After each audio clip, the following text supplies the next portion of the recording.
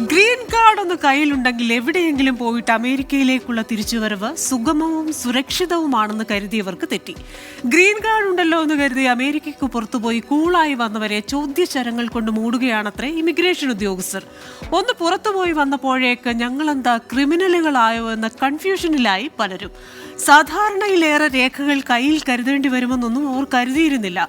പണ്ടത്തെ പല പെറ്റി കേസുകളും കുത്തിപ്പൊക്കി ഇമിഗ്രേഷൻ ഡിപ്പാർട്ട്മെന്റ് തങ്ങളെ ബുദ്ധിമുട്ടിക്കുന്നുവെന്ന് ചിലർ പറയുന്നു. കാനഡയിൽ പോയി തിരികെ എത്തിയ ക്രിസ്റ്റി ലാൻഡ്രിക്കുണ്ടായത് അത്തരമൊരു അനുഭവമാണ്. നിങ്ങൾക്ക് അമേരിക്കയോട് എന്ത് ബന്ധമാണുള്ളത്, എന്ത് പ്രതിബദ്ധതയാണുള്ളത്? നിങ്ങൾ എവിടെയൊക്കെ പോയി, ഏത് രാജ്യങ്ങളൊക്കെ സന്ദർശിച്ചു, എന്തിനവിടെ പോയി, എത്ര നാളായി വിദേശത്തേക്ക് പോയിട്ട്? നിങ്ങൾ ഇവിടെയാണോ അതോ വിദേശത്താണോ താമസം? ഇവിടെ നിങ്ങൾ ജോലി ചെയ്യുന്നില്ലേ? സർക്കാരിലേക്ക് ടാക്സ് അടയ്ക്കുന്നില്ലേ? തുടങ്ങി അനവധി ചോദ്യങ്ങൾ ഇമിഗ്രേഷൻ ഓഫീസർമാർ നിങ്ങളോട് ചോദിച്ചേക്കാം. ചോദ്യങ്ങൾക്ക് തൃപ്തികരമായ ഉത്തരം അവർക്ക് ലഭിച്ചില്ലെങ്കിൽ ദീർഘനേരം നിങ്ങളെ അവരുടെ കസ്റ്റഡിയിൽ വെക്കാനും സാധ്യതയുണ്ട്. കുറ്റകൃത്യത്തിന്റെ എന്തെങ്കിലും ഒരു ചരിത്രമുണ്ടെങ്കിൽ ഗ്രീൻ കാർഡ് റദ്ദാക്കാൻ സാധിക്കുമെന്ന് customs and border protection force മുന്നറിയിപ്പ് നൽകിയിരുന്നു. ഗ്രീൻ കാർഡ് കൈവശം വെക്കുന്നത് ഒരു ആനുകൂല്യമാണ്, അവകാശമല്ല എന്നാണ് CBPയുടെ എക്സ് പോസ്റ്റ് പറയുന്നത്.